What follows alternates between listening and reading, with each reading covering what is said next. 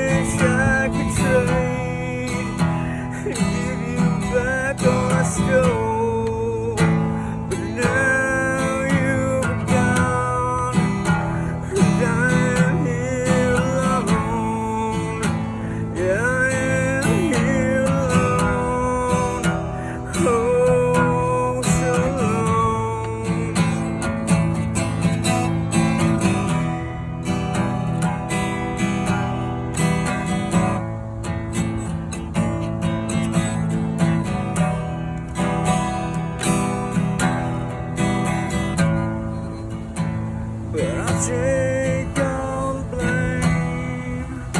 You did the best for me. I hope I can change, show you the man I can be. And I'll take all the blame. No, you won't die in vain. Okay, that's enough. My fingers hurt so bad. I don't know if you guys can play the guitar. I haven't played in years, and now I'm playing, and I feel like that wasn't my, I don't know, anyway. No, my mom, the situation with her was, wow. She was, I didn't know it, but throughout my whole life, she was arrested like 11 different times for like pills. She was a physician's assistant, and she was able to like call in scripts or whatever. And then, I can remember when I was like 7, going with her to the pharmacy over here, and all of a sudden the cops come out of nowhere. I'm just like, yo, what's going on? And I hear my mom say to them, yo, you're not gonna arrest me, I got my son here. Like, she was using me as her shield or whatever. And they locked her up, and it's funny, when I tell this story, sometimes I would say that they put handcuffs on me, but they didn't. I was 7 years old. So.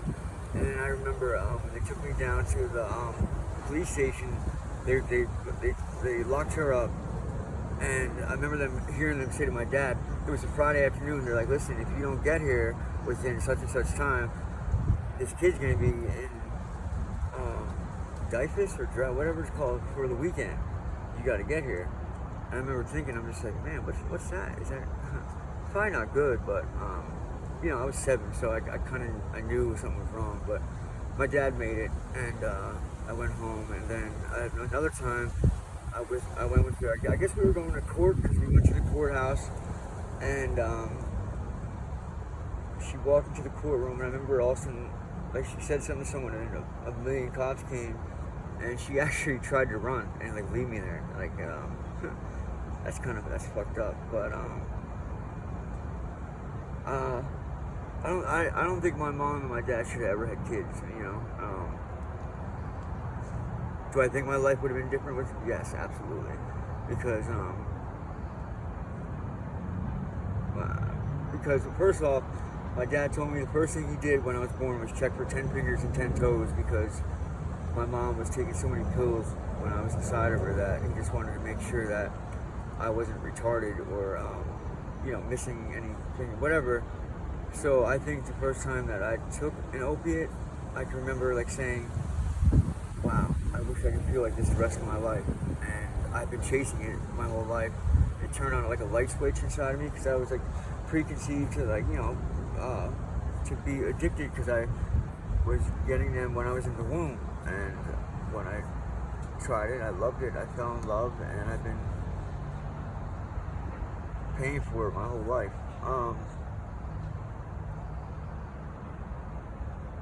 Would I change my parents? That's a tough question. Again, people will probably say it's like a cop out to blame them, and like I don't 100% blame them, but if you think about it, you're waking up at 14 and there's a needle in your arm, and your brother and sister are shooting up, your dad's shooting up. Those are the people that you look up to, that you want to, be like. So of course, that did not help. I mean, I could have not did drugs and not, but like I said, I don't blame them 100%, but it's it's a tough pill to swallow to think that I could have been anything else but a drug addict in the house I grew up in. But like I said, my mom, I was always mama's little boy, like for real. Like my brother and sister would go to Virginia with my grandparents for the summer. I remember I wouldn't want to leave, but I wanted to stay with my mom, and yeah, I miss her. I do. But she was such a liar. Like I never met a liar like her before, and oh man, like she's such a hard person to figure out because I know she loved us, but at the same time, she had her own demons that she had to fight. And like I was talking to my friend yesterday, and when you're on drugs, no one else can compete with that. That's your number one thing. So, in most cases, when you have kids, they're not even your top priority because you're addicted to drugs. So, when a severe drug addict has kids, it's going to end up bad. Most cases. And I just don't think they knew how to be parents. My mom kind of got it a little bit after my dad died and she got remarried. But then she met him in AA or whatever, and then this dude had some type of surgery or whatever, and he ended up getting pain meds, and then he relapsed and started smoking crack. Showed my mom how to smoke crack, and so for a little bit my mom did get it. She had it, and then I remember my sister saying to her the one time, she's like, "Yo, I liked you better when you were getting high." And I was like, damn, she just said that, and my mom started crying, and I felt so bad for her, and I'm pretty sure she was getting high at that time, so I was fooled again. But yeah, I love my parents and I miss them, and it doesn't make any sense for me to try to say that I wouldn't want them as parents, because they're the ones I have, and I love them and I miss them, but I just wish they would have did things a lot different. Anyway, it's starting to get dark, and I hope you like the song.